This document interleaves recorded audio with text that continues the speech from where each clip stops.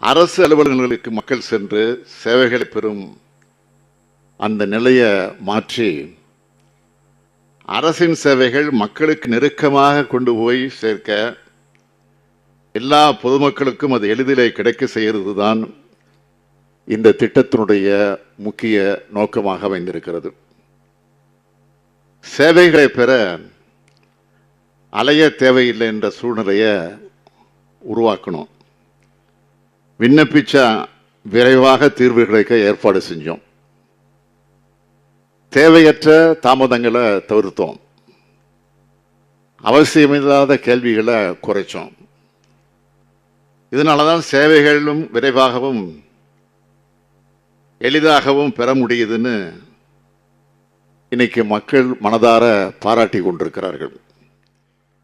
பல ஆண்டுகளா நிலுவையில் இருந்த கோரிக்கைகள் இந்த சிறப்பு முகாம்கள் மூலமா முடிவுற்றத பத்திரிகைகள், செய்தி ஊடகங்கள் பாராட்டி கொண்டிருக்கிறது.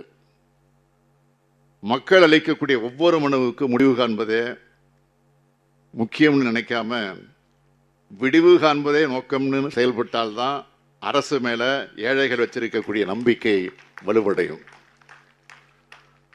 அத்தகைய நம்பிக்கையை விதைக்கிற திட்டமா மக்களுடன் முதல்வர் திட்டம் அமைந்திருக்கு. இதற்கு காரணமான அமைச்சர்களையும் அனைத்து அரசு அதிகாரிகளையும் நான் நன்றி உணர்வோடு பாராட்டுகிறேன், வாழ்த்துகிறேன். இந்த நிகழ்ச்சியில் மற்றொரு சிறப்பா தமிழ்நாடு அரசு பணியாளர் தேர்வாணையம் மூலமா தேர்வு செய்யப்பட்ட இளைஞர்களுக்கு பணியான வழங்க இருக்கும். கழகம் ஆட்சிக்கு வந்த முதல்ல இளைஞர்களுக்கு வேலைவாய்ப்பு அதிகமாக உருவாக்கிட்டு வரோம். முதலீட்டாளர் மாநாட்டின் மூலமா பல்வேறு புதிய தொழில் நிறுவனங்கள் தொடங்கப்பட்டு வருது. இதுவரை 60,567 இளைஞர்களுக்கு அரசு பணி நியமனங்கள் வழங்கப்பட்டிருக்கு. தமிழ்நாடு அரசு பணியாளர் தேர்வாணையம் உள்ளிட்ட பல்வேறு அரசு தேர்வாணைய முகமைகள் மூலமா 27,858 பணியிடங்களுக்கு பணியாளர்கள் தேர்வு செய்யப்பட்டிருக்காங்க. அடுத்த 2 ஆண்டுகளில் மேலும் 50,000 புதிய பணியிடங்கள் நிரப்பப்படும் மகிழ்ச்சியோடு நான் தெரிவிச்சுக்க விரும்புகிறேன்.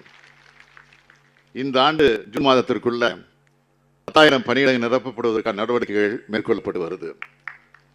அதன் ஒரு பகுதியாக தான் இன்றைக்கு 1,598 பணியிடங்களுக்கு தேர்வாணையர்களுக்கு பணி நியமன ஆணைகள் வழங்கப்படுது.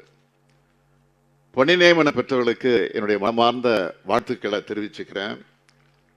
பணி நியமன ஆணைகள் பெற்றுள்ள இளைஞர்கள் உங்களை நாடி வரும் பொதுமக்களுக்கு அரசின் சட்ட வரையறைக்கு உட்பட்டு அவர்களின் குறைகளை களைய முழு ஈடுபாட்டுடனும் அர்ப்பணிப்பு உணர்வுடனும் பணியாற்ற வேண்டும் என்று அன்போடு கேட்டு விடைபெறுகிறேன். நன்றி.